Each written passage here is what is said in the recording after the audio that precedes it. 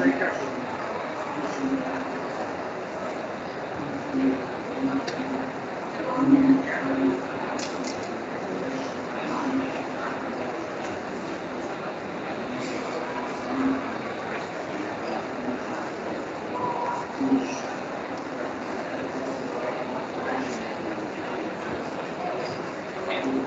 we start?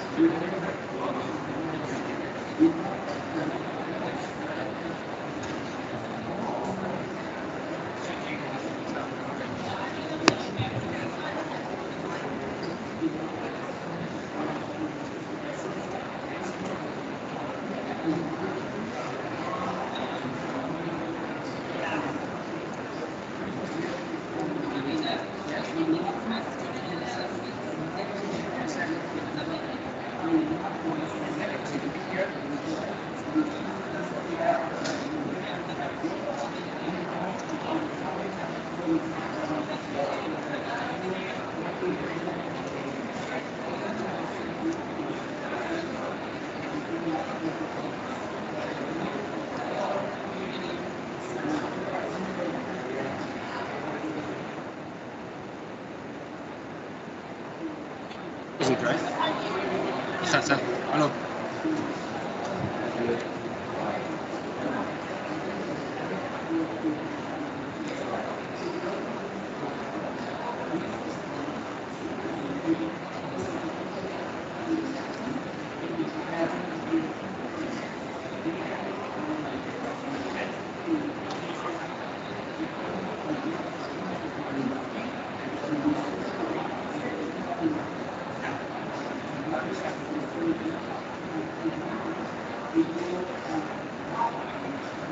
Please.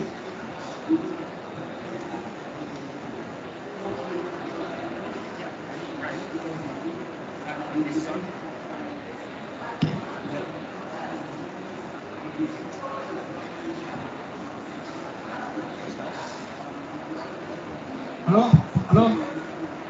Hi everyone. Okay, it's almost 3:10, so we are going to start. Welcome everyone to this side event by Birdwatch and the Finnish Society for Nature Conservation. And let's people. Yeah. Again.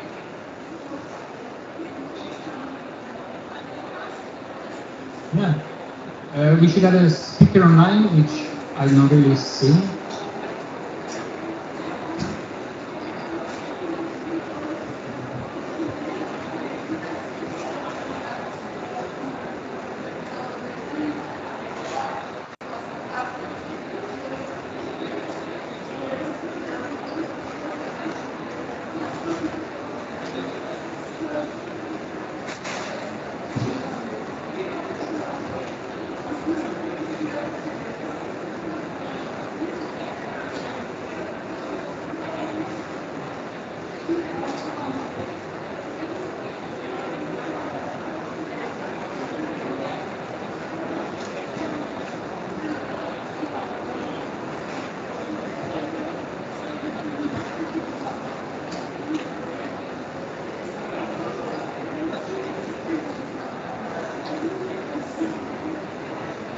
Okay, welcome everyone.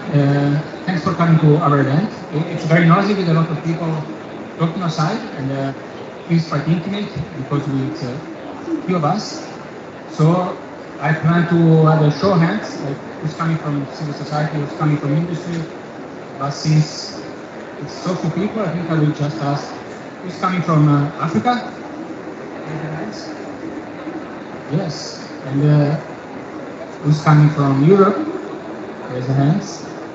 And who's coming from the rest of the world? No one? Okay, nice. So I said we have a speaker online, and he's very intimate event. We have two panelists, and also we start with a video message. Three panelists actually, because one is. Yeah, and this event is organized by Biodiveristy, Swiss Society for Nature Conservation, and our partners, Impact, and Groundwork, and Earthlife. Yes, we'll have two sessions. One about experiences and perspectives of just transition in Africa. Then we'll have a small break, and then one about solutions. And then we'll have a bit of we'll have a Q&A at the end, and then Karin Lexén, who is a General Secretary for the Swedish Society for Natural Conservation, will provide the concluding remarks. And please stay until the end. We have some Swedish pastry with us, here in my bag, and also some coffee that will come outside at 4:30.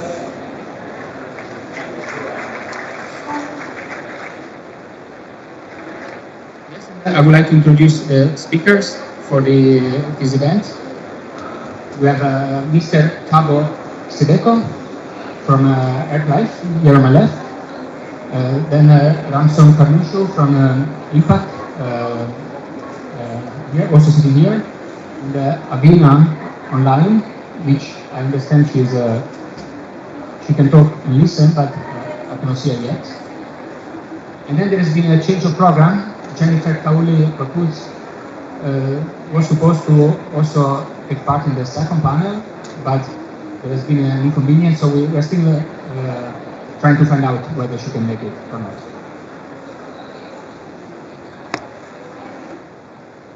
Yes, and myself, Davide Maneschi, my colleague Marie Prentice from the Swedish Society for Nature Conservation will moderate this, and then we have a video message from UN Special Rapporteur David Boyle, and let's say Karin Lexén will provide concluding remarks. And I will now play the message from Belly Boy.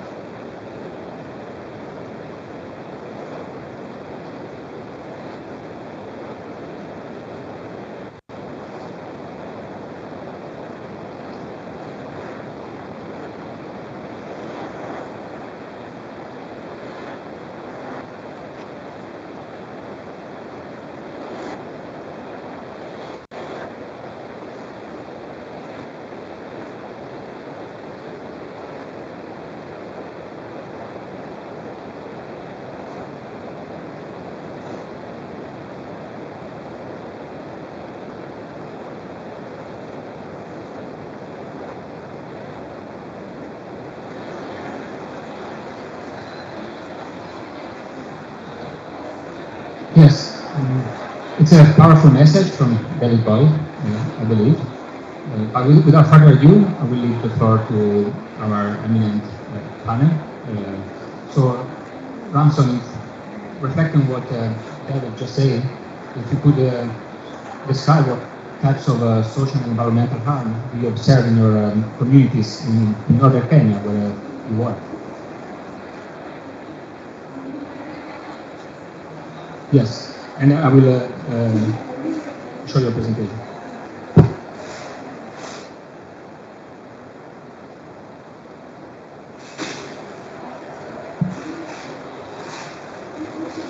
It was very boring. Yes, the floor is yours, Tauli.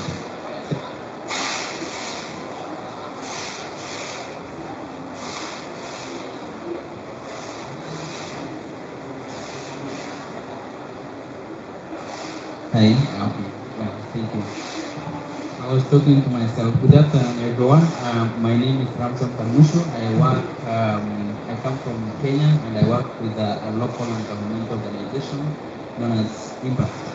Impact is an acronym. It stands for Indigenous Movement for Peace, Advancement and Conflict Transformation. It's a very long name, but it's an Indigenous people's led and support organization. It's in northern Kenya and operating in northern Kenya mostly for around 20 years.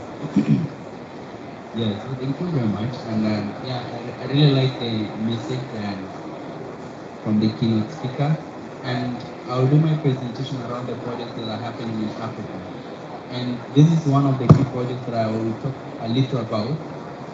What has happened in our own areas, and it's what I can maybe use to lead my talk here. Lexén wind power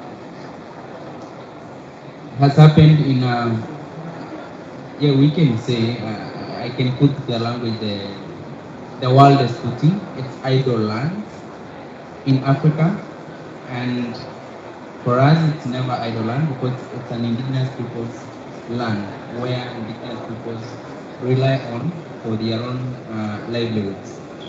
But the narrative is been idle lands, and most of these projects are coming to utilize idle lands in Africa. We want to put into context that the land is not idle. We are present on the land, and we are using the land every day of our lives throughout, from January to December, every calendar, every day. This is where we belong. This is what our level support our livelihood. Lexén wind power is a project that that's sitting on 40 acres of land, and to take this land to that project means a lot of things, like taking it away from the community and doing the project on this land that does not really benefit the community. The other thing is this is just part of the land that the project is sitting, but it also has 110,000 hectares of land that these communities are also lost in the name of a buffer zone to the project where put the communities away. So in total, the community have lost 150,000 hectares of land in the name of development project.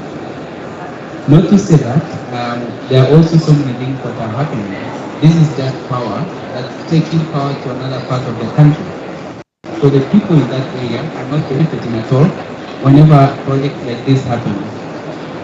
There is, in Africa or any other developing countries, we are taking resources from the sources to the users, and we become losers in terms of our land.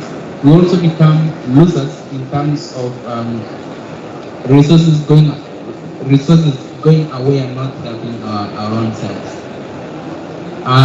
The other picture on the side, maybe the video.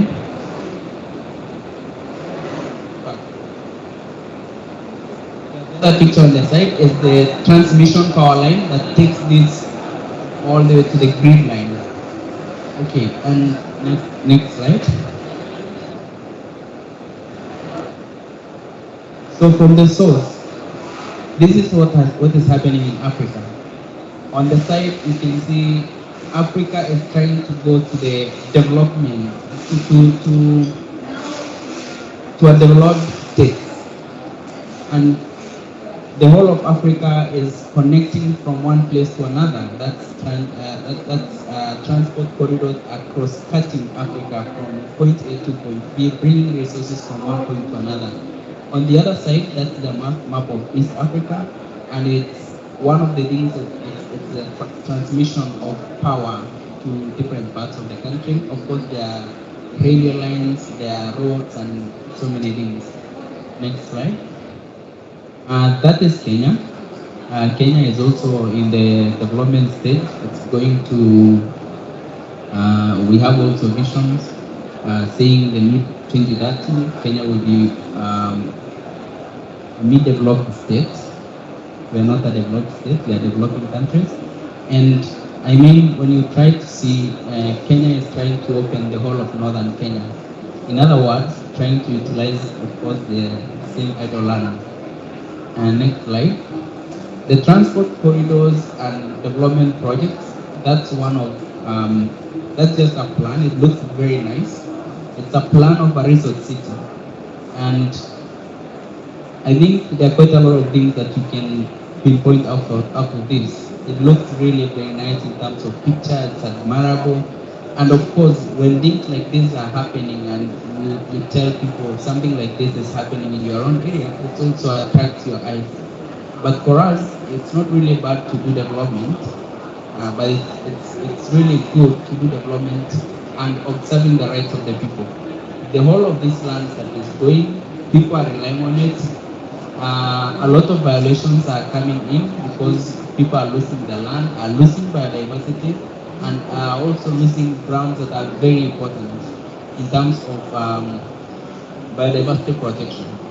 The whole of these projects that are coming in our own areas, most of them take biodiversity-rich areas. I think that's also a threat because as much as indigenous people suffer, or indigenous peoples and local communities suffer from climate change issues, these are coming to add more pressure on their own suffering. So I think we're not saying that development is bad, but good, we should do development in respect to the indigenous peoples and local communities' rights. Who does this project belong to? In most cases, there is no any single plot that indigenous peoples are going to own, but they are going to be owned by people coming from different areas of Kenya and also of other parts of Africa or global north or global south that have resources and have these visions. The people in areas where this project happen never benefit from anything. Next slide. This is also, on the right, you can see some development corridors cross-cutting Kenya. That's the Lexén corridor. The Lexén corridor is it's a transport corridor that has 5 carriage components. It has the road, which is the main highway. It has the railway line, the fiber cable, the transmission power line, a total of 5. And the transport corridor is a 1 kilometer wide. From the road, we have 500 meters, and then from the other side it's 500 meters. That's a huge area of biodiversity loss when we talk about biodiversity. It's also a very good area that we think it's breaking biodiversity connectivity from one side to another. And I think Africa is at that stage. But when we try to base on other projects that are happening, that have happened many years ago in developed countries, let's try to look at America, where now there is biodiversity break between this side of the road and the other side, the migration of species from this side of the road to the other side. Think of the slowest animals crossing the road, think of tortoises, think of chameleons. Of course, biodiversity should be connected at all the time. When doing such projects, it should be inclusive. I think we lack a lot of inclusivity when development is coming, because we are not talking about the rights of nature. We are not talking about the rights of biodiversity and biodiversity use.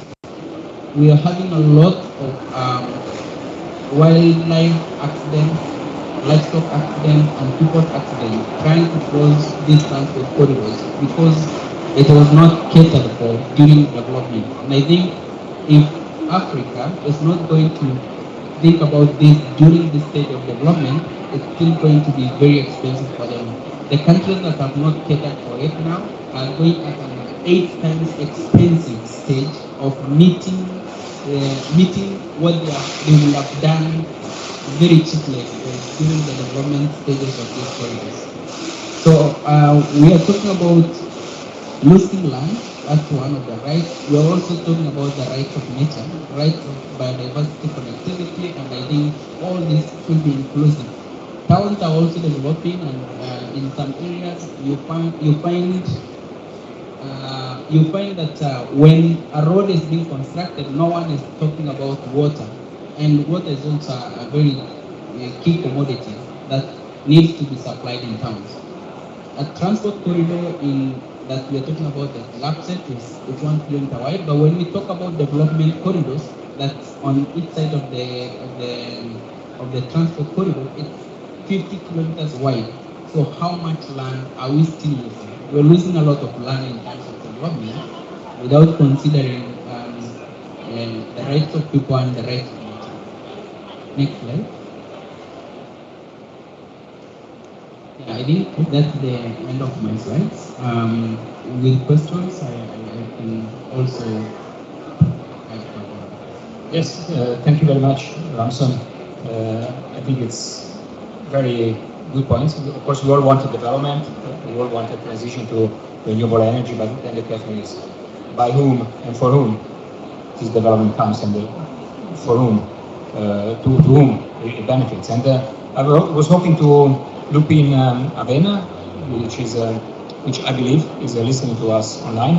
I cannot really see you, Avena, but it would be great if you can pick it up from where Ramson left and talk about your experience as a civil society activist in South Africa and also the work with transition minerals. And I will show your presentation. Okay, great. Thank you very much. I'm Avena Jacklin from Groundwork, Friends of the Earth, South Africa. I will just cover a little bit around the work that we've been doing with SSNC, which is on the Just Energy Transition Exchange Program.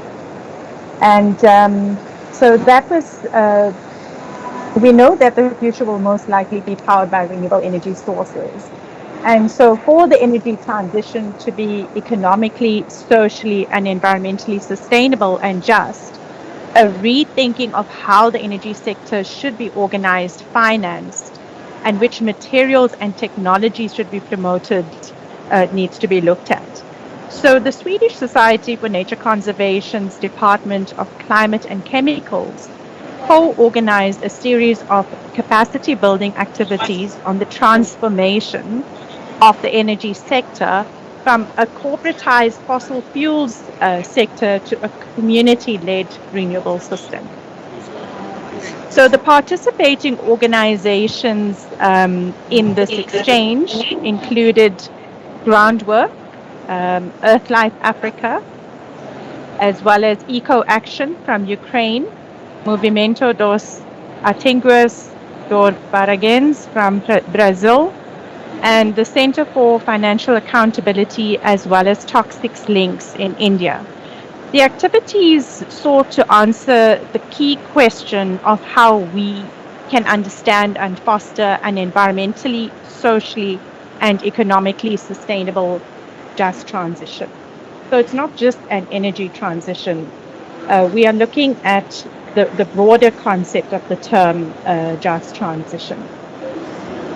So we had part of the exchange program was hosted by Groundwork in South Africa, and we looked at the energy sector to see how we can foster a community-centered approach, which also encompasses an open democracy in which people can live well with each other and the earth. In our final year, we put together a project which specifically looked at the environmental and social impacts of the renewable energy sector, and we tried to draw examples to the African continent. So what we tried to explore were three frameworks which could help us to understand and reduce the impacts of renewable technologies. So we looked at the life cycle assessments, we looked at the circular economy, and we looked at resource efficiency of minerals. So we tried to provide also just looking at things like life cycle impacts, which include greenhouse gas emissions, resources depletion, ecosystem and human health impacts, and land use. I'm not looking at the slides, so I can't see what's up at the moment. But the slide that I'm referring to currently is on the potential impact of renewable energy technologies over the life cycle. Yes, we're showing the slide. Thank you. Okay, so if we look at the slide, we can see what the human health impact will be over a life cycle of a PV energy system. And, you know, if we look at upstream processes, we are looking at impacts from mining and extraction. So it's mine water consumption and pollution, as well as mine waste disposal, factory waste, factory energy consumption. Of course, you have the transportation aspect as well. And you also have cleaning solutions that are released by the water for cleaning. And again, as part of the downstream process, we have hazardous waste disposal, you know, in terms of recycling energy. So when we looked at some of the research, the Institute for Sustainable Futures in Sydney, you know, presented a lot of information to us as well, and showed that there was a rise in a high share of solar, wind, electric vehicle and battery storage materials. So those, I mean, your EV and your battery are the main drivers of demand for key metals. And so there would be new mines for cobalt, lithium, copper, rare earths, and nickel. And these have implications for Africa, mining in Africa. So, you know, if we looked at where the new mining would occur, we have cobalt, for example, will be coming from the DRC, and then also your rare earth metals coming from Malawi, South Africa, and Uganda. So the metals that are required in the largest volumes of extraction are aluminium, copper, manganese, and nickel. And not all the supply can be met with recycled sources. So this is where we have to look at concepts such as responsible sourcing, where, you know, you minimize the use of the metal, and then you also try and reduce the amount that needs to be extracted. So we also looked at some of the strategies that industry uses, you know, in terms of metals and recycling and the different components. And, you know, the three strategies are basically recycling, resource efficiency, and substitution. And this is mainly for economic reasons. So with EV batteries, for example, there are high value materials that are recovered, which are the cobalt and nickel, and not the lithium. So these are some of the challenges that we face, you know, in terms of the circular economy. And also, if we look at solar and PV efficiency versus recycling, using less metal in each panel is useful. But, you know, we also need to remember that the lifespan of PV is 30 years, so it will take a long time for that sector to develop. The life cycle approach basically looks at, you know, recycling, which is done mainly by the informal sector, if we look at the global south. And also safe and appropriate recovery technologies are required in that space. So we need to be able to eliminate toxic and hazardous materials in that materials handling. We also need to have things like policies and standards in place to look at the life, when we're looking at the life cycle perspective. And, you know, as Toxic Links has highlighted, is materials cannot be viewed in isolation from the human interface. So in other words, this approach is not only about resource efficiencies, but it is really looking at the human rights and the social aspects of the circular economy. So we find that the life cycle perspective is a concept that is largely driven by resource efficiencies, and it's based on the finiteness of material and growing consumption needs. But the social cost is mostly omitted, or it is seen as an externality to this life cycle perspective. And so what we need to do is start including the social and environmental costs together. So our extraction and production mainly happens in the global south, and the consumption takes place mainly in the north. So this is where the social cost is obviously minimal, and you have more automated systems, etc. So what we need to look at are some of these issues that are facing the global south, including the dumping of hazardous wastes as well in developing countries. Thank you. Could end it there. I think if my time is up. Thank you very much, Avena. Really powerful message, really enlightening, and the production and extraction happens in the south and consumption happens in the north. I think this is very important to keep in mind. And then we send back, the north sends back the waste and uses the south as a recipient for waste materials. And now I'm going to let him give the floor to Thabo. Here you see Thabo protest, the picture that you sent to us. Please, the floor is yours. Yes.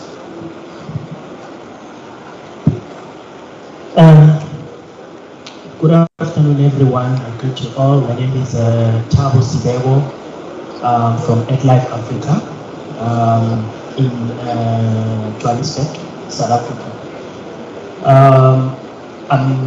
I'm responsible for a coal campaign. I work with local communities to discourage expansion of coal mega projects, as well as mining, which includes mining as well as coal-fired power stations. Our responsibility includes building capacity in local communities and actually assisting communities to be better positioned in order for them to make meaningful contribution in processes such as public participation, because we have actually identified a gap on that line in terms of consultation, especially around development in a lot of local communities. So I think the picture that you are seeing on the screen is about a proposed project in one of the provinces in South Africa, in Limpopo, where there is a proposal to actually build a metallurgical project, which intends to, which has got a potential for detrimental effect for people's health, the environment, as well as it has actually got a very big threat for people's land. As you can see, one of the persons is holding a poster that talks about the land. So the project is actually intended to be built in one of the villages where a lot of communities in that area were moved in preparation for the project to take place. When actually the people in that area were applied to get their land back, they were kind of refused their land because the intention is to actually make use of the land to build the metallurgical project. So I must say that there is still an appetite. Appetite is very much in existence in South Africa for fossil fuel projects or extractive projects, and this is actually continued. We see the Department of Minerals and Energy also playing a role in ensuring that these projects do take place, you know. But also what I want to say is that South Africa is actually in the African continent, is one country that has got a very good constitution. Fortunately, the constitution has got a Bill of Rights, which actually one of the quote in the Bill of Rights is that everyone is entitled for an environment that is not harmful, you know. So, but we see a lot of communities, particularly in regions where coal mines and coal-fired power stations are established, that their environmental rights and human rights are actually violated in a daily basis. So people are really affected a lot by the atmospheric pollution as a result of the existing coal mines as well as power stations. So to a certain extent, in other communities where these developments are earmarked, developers will actually simply fence the area or the land where people have to practice their, practice their cultural practices, where there are sacred sites and heritage sites. So they will actually fence the area and blocking people from not accessing those areas.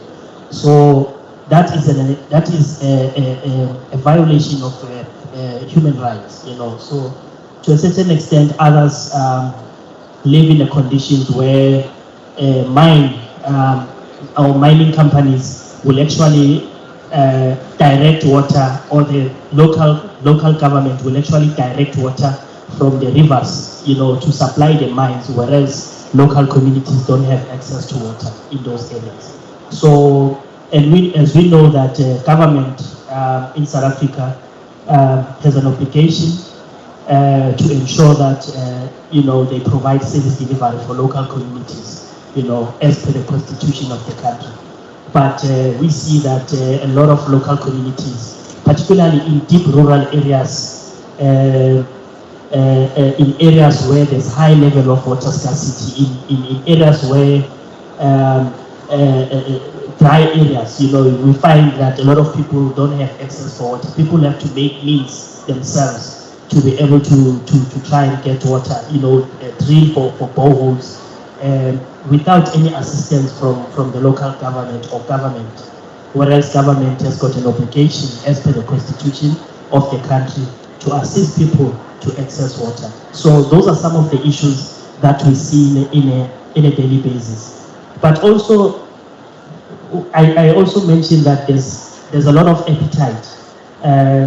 With that saying, we still see also a lot of applications for coal mining prospecting, which are the Department of Mineral Resource, which is responsible for the applications, to process the applications. We still see a lot of applications going to the department. People have still got an appetite, and the department applications are open for people, for developers or fossil lobbyists to actually apply for mining prospecting, regardless of the adverse effect of climate change that we are recently seeing, because South Africa is actually also one of the regions that is highly affected by adverse effect of climate change, with the recent floods that actually struck KwaZulu-Natal. So we still see a lot. That for us says that there's still a lot of reluctance from government, you know, to try and push back, you know, to kind of accelerate the transition to low carbon economy. If they can still allow for applications for mining prospecting, even though South Africa is actually also made a commitment at the Paris Agreement to convention to transition to low carbon development. So also some of the mines are placed and coal power stations are placed at areas where there is high water scarcity, as I've indicated, areas which are not far from vulnerable communities. And as you may be aware that service delivery is actually also one of the gripping issues in South Africa. A lot of communities they suffer, a lot of health diseases such as respiratory challenges, and they can't get help because their local government does not have resources. So. But we in closing, I think I want to say that this is a serious crisis. We want to indicate that the issue of energy in South Africa is highly politicized. The political organization have actually joined hands with the fossil fuel lobbyists in South Africa against local communities. So they would rather compromise natural environment in order for so-called development to take place. So I think we will talk about what is development at a later stage. Thank you. Thank you. Thank you very much, Thabo. I think you mentioned a very important point. South Africa has a constitution which on paper is good. Kenya also has a rather good constitution where there is also right to sustainable development. But still we see violation of human rights and environmental rights in Africa and in Kenya and South Africa.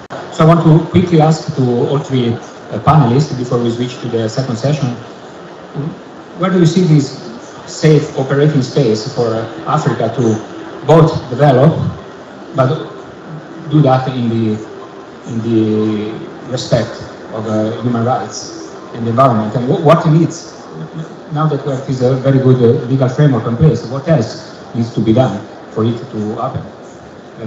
Thabo, you can maybe start and then we walk back to Avena and Ramson. Thanks. I think number one, we need to challenge government to compel compliance, because we have seen that compliance is actually one of the issues in South Africa, where you find coal-fired power stations, huge coal-fired power stations which are owned by one of the power utility, Eskom, are applying for exemption from the minimum emission standards.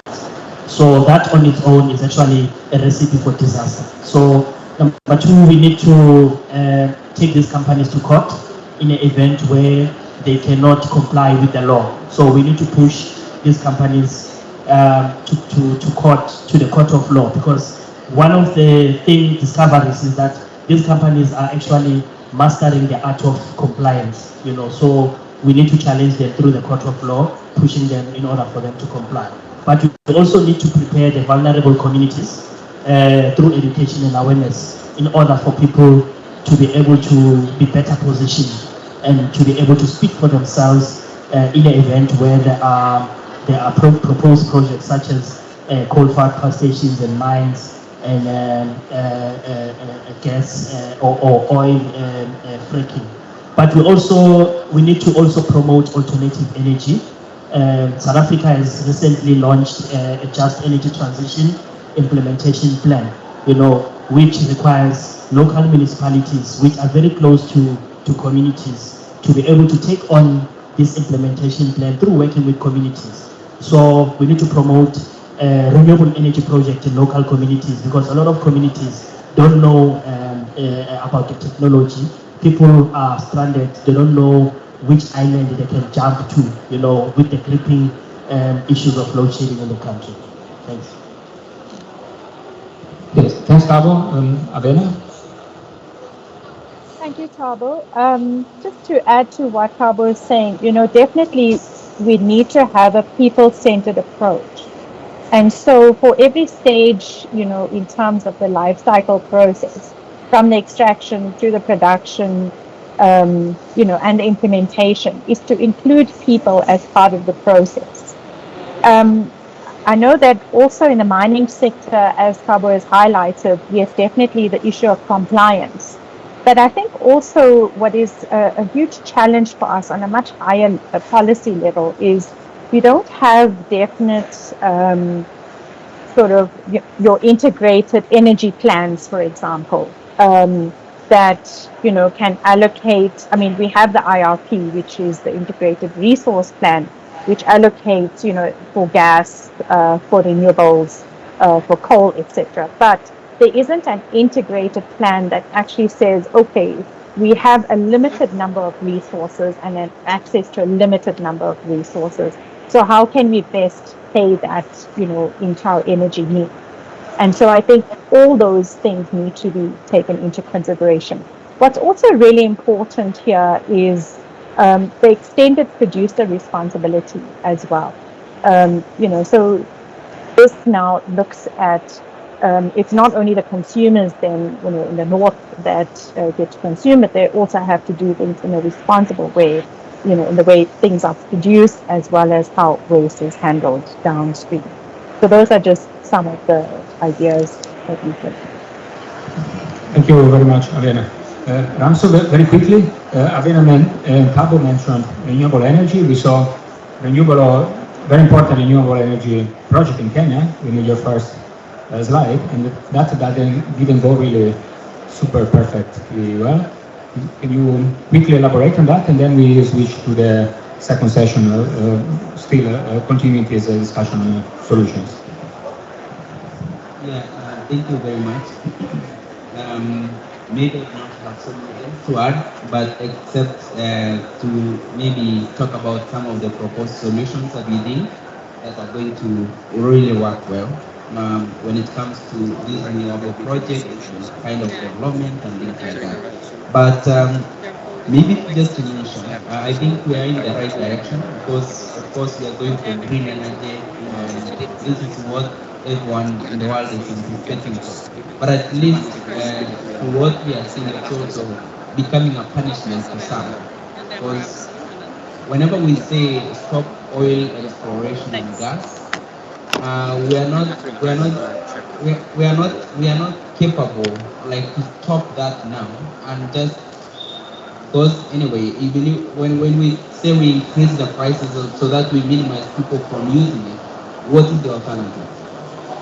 So it's like a punishment also to the world because whenever we stop something or we make it expensive, it's also putting more pressure and becoming life become more expensive to the vulnerable community, to the poor people who are living on poverty at this stage. So if we don't put the mechanisms, I think it's really a big challenge to the people who are living in very remote areas and who do not have access to food and water. So I think that's one of the problems. And in where the exploration, where the wind power is happening in Kenya is one of the examples. The community lives in a very remote area. To drive from my own community to get that area is around 10 hours of drive in a good car. But in cars where they transport food to take to that community that's found in a desert, it will take like 2 days for a vehicle to get there. So it's really like, it will still be something very hard when we say just transition, like putting energy these communities do not afford, we still go for the expensive modes of transport and things like that. So it's not really, for me, I'm not seeing solutions so far. I'm seeing like bringing more challenges to the people living in poverty in developing countries like Africa. So unless we look for alternatives that really serve even those people, because we say stop oil exploration in Nigeria, where do the workers go? What's the alternative for those people? I think there are quite a lot of things that the world also needs to look at. I will talk more when we talk about the solutions, or unless. Thank you so much, Ramson. And now we already touched on the topic of solutions, but now we're going to talk a bit more about this out of some photos that you have sent. So I think let's continue to elaborate on the elements needed for an inclusive, just, democratic and participatory approach to the energy transition that is so needed. I think we'll start with Avena, right? So over to you. Okay, so it's interesting that you have this picture up. It is basically a PV installation at Abashlali based in Jondolo. They are basically a homeless people's movement, and they have actually been hit by devastating floods. They've also had activists within their communities that have been assassinated. So they've encountered numerous challenges. And we finalized this installation on Friday, last Friday. So that was a huge success for the project. But also it was, quite a fit for purpose solution. So it was a containerized solution, and learners could then use the space then for studying, and the light that would be generated from there, including with the battery storage, provided that solution. So obviously you do have off-grid solutions which can work in spaces, and particularly in vast areas of Africa where you don't have a grid connection. But a grid connection should not also be ignored, because there are some solutions that can actually bring the cost down quite considerably for people by utilizing the grid. I think what's also important is that communities don't get to bear the cost of installation, maintenance, and the upkeep of energy systems, but they do need to be included in the decision-making processes. Yeah. Another point to add there is just around localized production as well, because, as we saw, a lot of the raw materials are extracted here, they are then exported, and they are produced mainly in China, and then they are consumed in the north.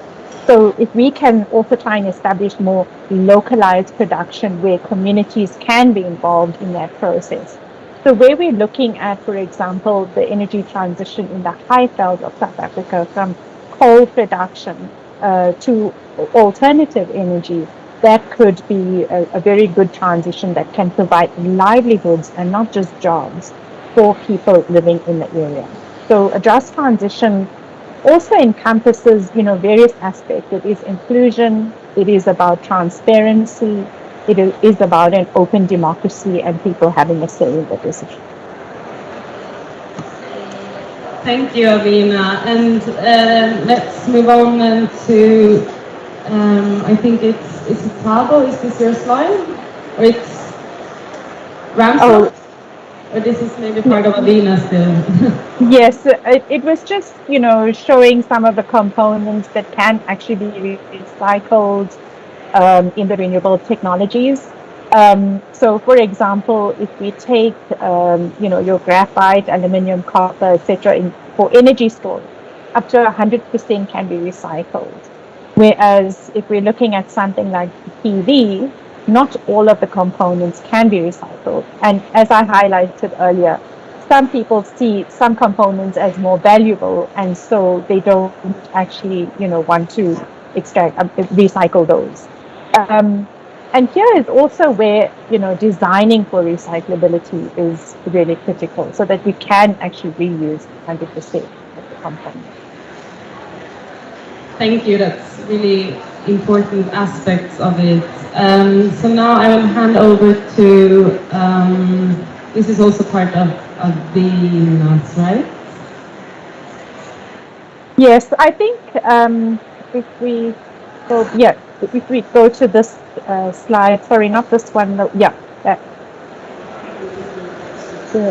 Sorry, the one after that. Yes. Circular economy. So when we're looking at actions for renewables, the one action is to reduce the primary material use. So in other words, when we're designing for recyclability, we also use less materials in the PV, in the wind generation, and in the battery storage. And then this also has a potential implication for communities and employees, people working with materials.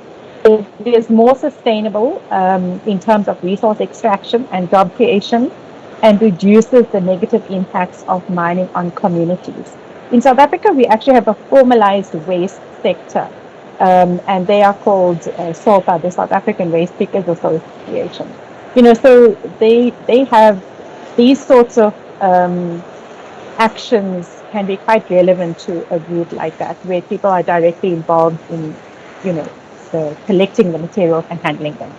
Then also to substitute hazardous chemicals means that workers and communities are protected from exposure of these hazardous chemicals. Changing designs of products and processes means that people are less exposed to risks and the negative impacts from the environment. And then to minimize the impacts, production and distribution also has, these knock-on effects for communities as well. The management of consumption and stock to extend lifetimes reduces the negative impacts of waste.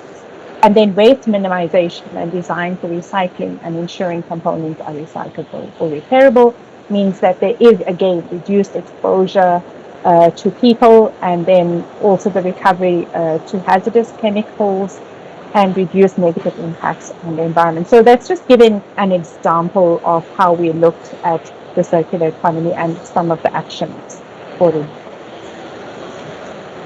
Thank you, Avena. All of this can be found in the JET report, right? Yes, and you can actually go onto our website as well under resources. We have the Just Energy Transition Exchange, as well as all the reports for for the entire exchange program. And we wanted to extend that to a regional exchange, for the next 5 years.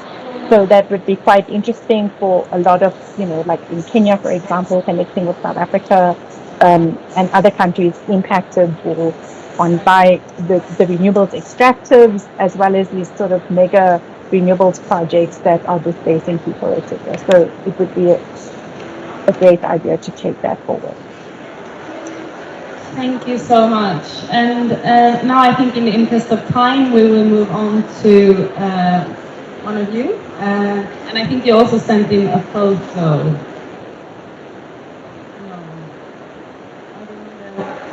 No? Okay, so I'll hand over to you, Ramson, to continue speaking about the solutions to achieve the just energy transition.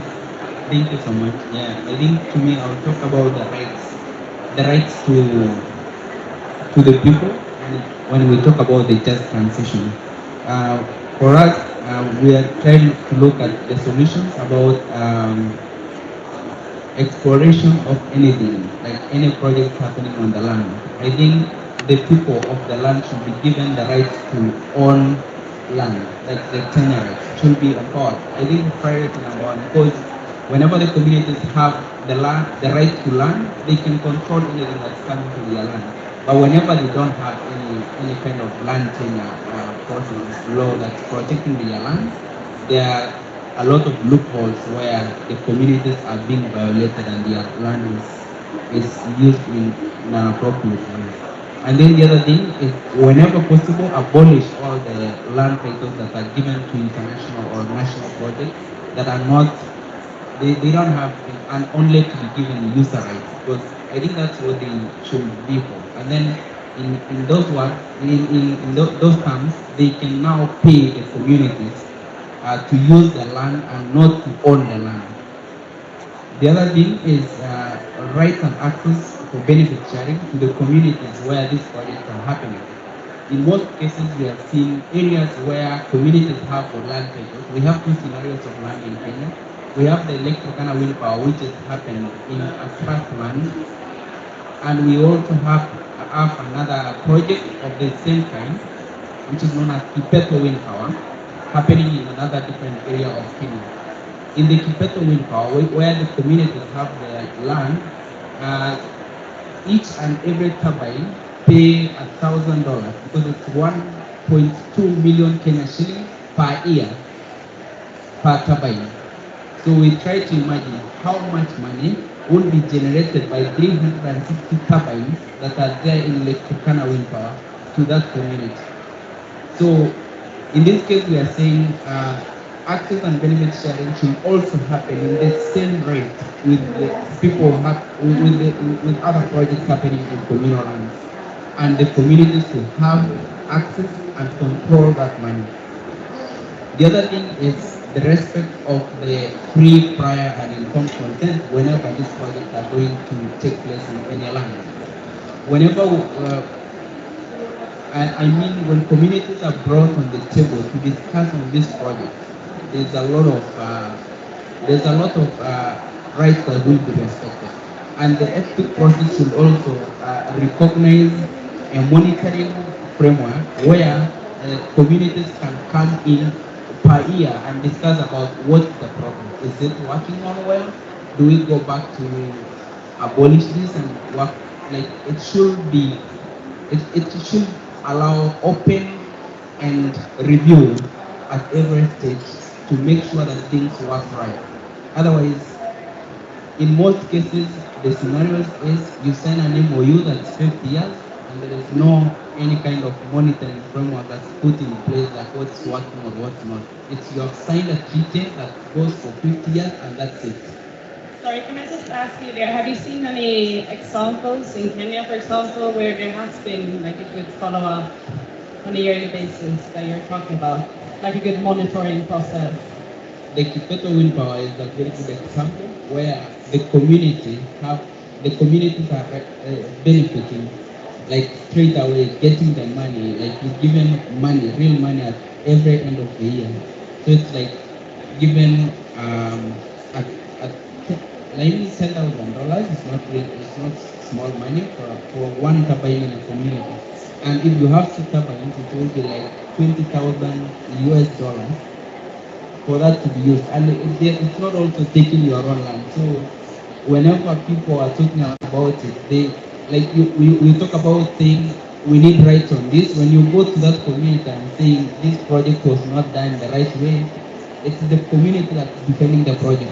But when you go to the other community, when you talk about it, it's the community that will come and say, can we demolish? Like, so there are two different scenarios. There's one that's happening in the right way, and there's one that's not really happening at all. Okay, so that's good. So the one happening in the right way could be replicated. Yeah, elsewhere. Yeah, and then maybe my last point also in terms of that is to abolish something known as a CRS project, a community social responsibility, because that becomes a block. It becomes a block to show the people that something has happened. Like we build for you the school, and that's the benefit of this project being in this community. We've built for you a hospital, and that's the benefit for you.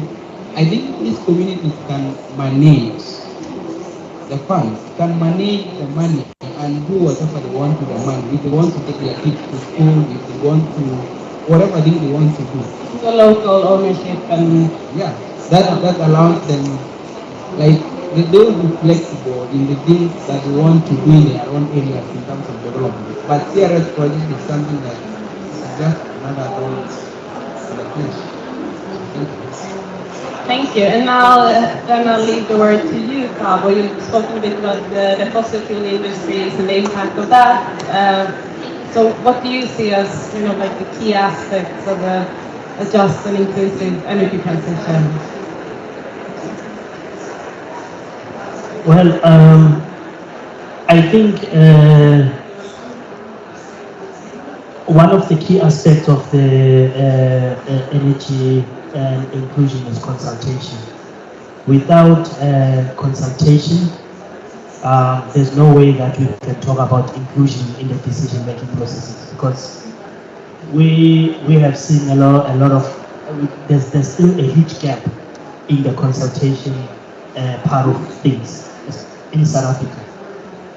A lot of communities are still not consulted about the kind of energy that they would like to see.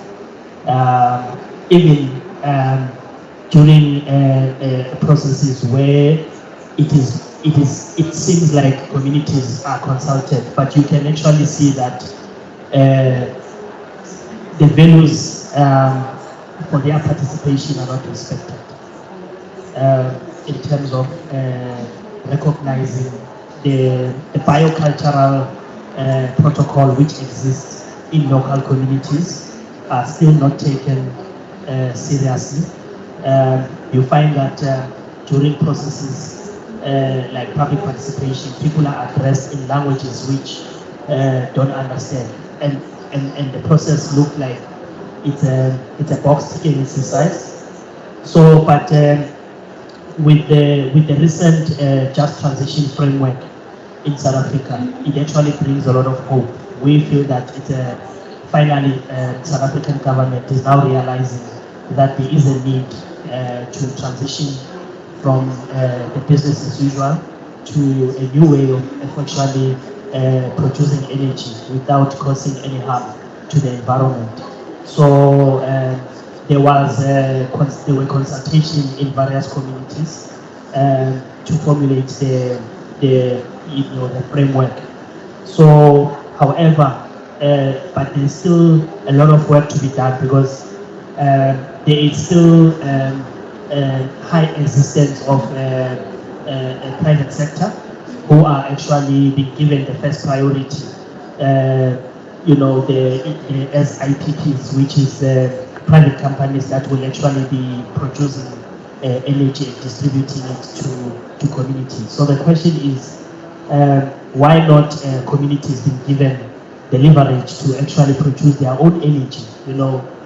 Avena has spoke about decentralized energy, which is a gentle path for us that should be promoted. I mean, a lot of communities, there's a lot of space in people's houses on top of the roof, which rather than government giving the IPPs the priority to actually produce and distribute, why not they just allow one house, one solar, so that communities can produce their own energy.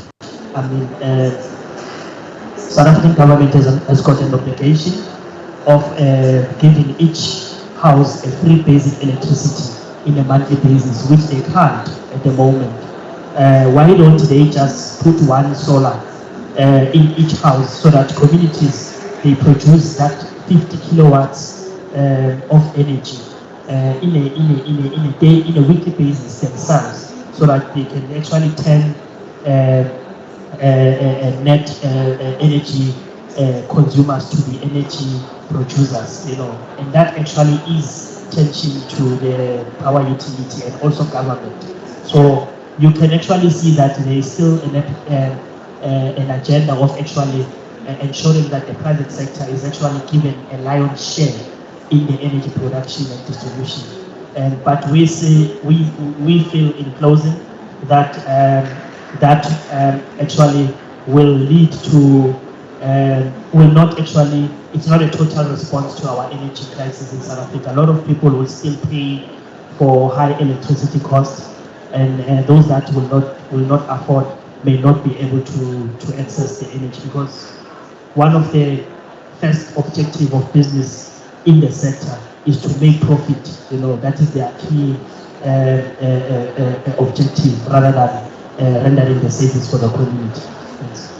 Can I just ask you there, because decentralized solutions should also have with energy security and the problems that you're facing now with blackouts and load shedding. Could you maybe tell us a bit about the situation in South Africa now? Yes, thanks. I think we're sitting in a crisis in South Africa where the electricity cut-offs, load shedding is actually creeping in the country, where the power utility is actually facing a lot of breakdowns in their power stations, they say. But we think that the problem is actually beyond that, beyond the technical side of things, where every time they would report that their power stations have broken down. So, but we also feel that it is because of the lack of supply for coal to supply to the power stations, because South Africa at the moment, a lot of coal that is actually extracted from South Africa, most of it is actually exported, and the rest remains in the country. That is the one that remains in the country, is the one that we are actually using for our power station. So that's one other issue, that the demand is actually higher than the supply at the moment, where some of the coal mines are unable to supply sufficient coal to the power stations. But this is something that the Department of Minerals and Energy cannot come and say we are unable to receive the stock that we've ordered at the coal mines, simply because we believe that it's one of the strategies to actually to try and protect some of the companies that have got contracts with government to supply the power stations. Thank you so much. And Ramson or Avena, if you want to add something on top of that, like final remarks.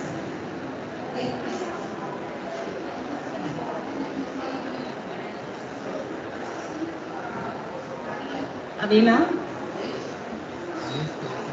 Yes. I just want to add, to the whole just transition process as well, is that we also need to look at, a just transition to a regenerative economy.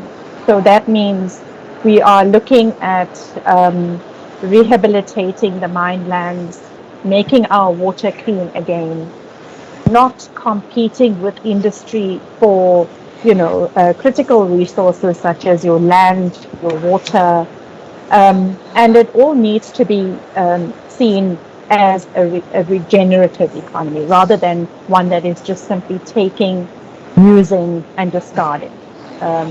So it's that sort of integrated approach. Thank you so much. And now I will leave the word to Karin Lexén for some closing remarks and key impressions.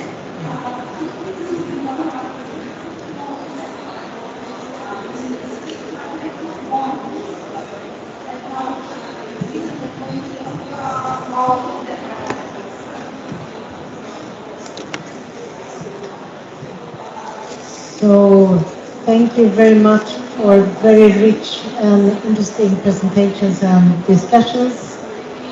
I've learned a lot, and I'm trying to summarize this in a few minutes. It's not going to be really easy, but I'll do my best. So first of all, we advocate for the global energy system must transition to a system based on renewable energy. And this transition must happen in a just, inclusive and environmentally friendly way. Also important, while also providing electricity access to those 700 million people that currently live without it. Renewable energy has many benefits in terms of security of supply, affordability and climate impacts. And I think the point of decentralized energy is really important in this regard. Another very important point of this is that discussion here really highlights the need to put human rights in the center of the energy transition. We must make sure that renewable energy transition happens in a just and inclusive way that benefits people everywhere. And that means that policy measures that ensure the right information and meaningful participation are critical. And here I want to refer to the first speaker, Boyle, the rapporteur, that we need legally binding obligations from both companies and governments. So far, the voluntary agreement hasn't led to what is needed. And there are a lot of violations of human rights in this regard that needs to be stopped. So it's also really important, I hear, to ensure that right holders have full access to product information.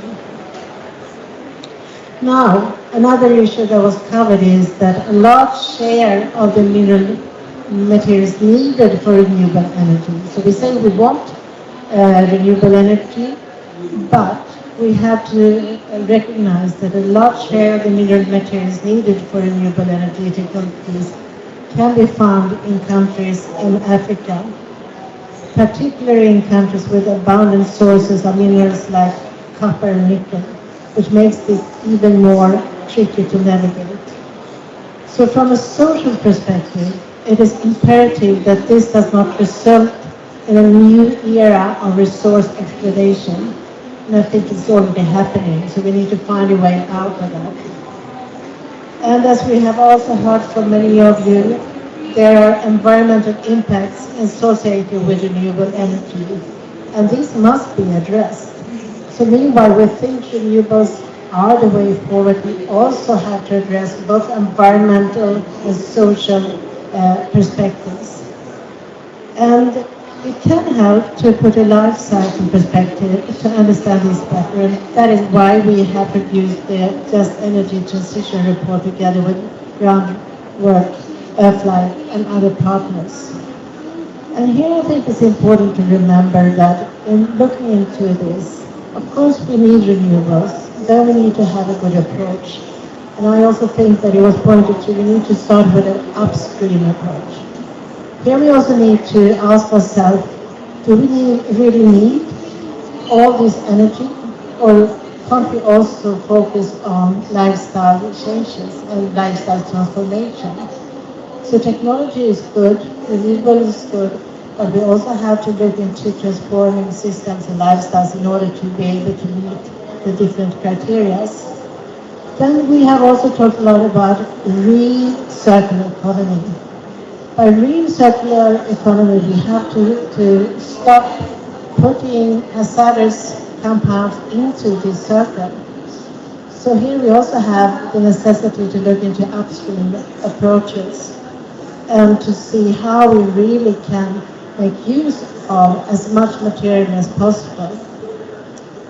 And as we see, the use of critical raw material is a hotspot of the wind, solar, and energy storage technologies. And the high number of minerals required translate into resource depletion and energy use and environmental impacts associated with extracting and refining the metals. So as I said before, therefore, we really need to refer back to an upstream method and an upstream methodology. I also heard you talking about the need for changing design of products and the processes. And this is also one very important aspect of closing the loop of the circular economy in an environmental way. So to summarize this, we need decentralized energy. We need to put human rights at the center of the renewable energy system. It's really important to reuse all minerals as we can instead of digging up new minerals. There are a lot of potential to reduce minerals that we have already taken up. And we have to discuss what sites we are looking at when we are mining. Because if there is a particular important site for the environment, can also be for OneGreens or for other energy sources, then we might have to discuss the cost of that particular site. And maybe the cost for using that particular site is too expensive. So then we might have to select something else. So given all this and the specific examples that we have learned from, we have to advocate for a 100% renewable energy system. And then we have to make sure, in my home country, Sweden for instance, that that the full supply chain respect human rights and minimize the negative environmental impacts. And that the growth for renewable energy transition truly benefits local communities and indigenous peoples. And finally, trying to close this to an end, because I can see we have to leave the room very quickly, I would like to thank the speakers again for very interesting thoughts and very interesting reports on what you're doing in your fields. It really inspires me, and we need this kind of inspiration here at COP, where we can both learn from mistakes that you have reported on, but not the least learn from your suggested solutions. There is a way forward, and I'm hopeful if people like you sitting in front here are engaged, we have a possibility to achieve the 1.5 target. So thank you for coming and thank you for listening.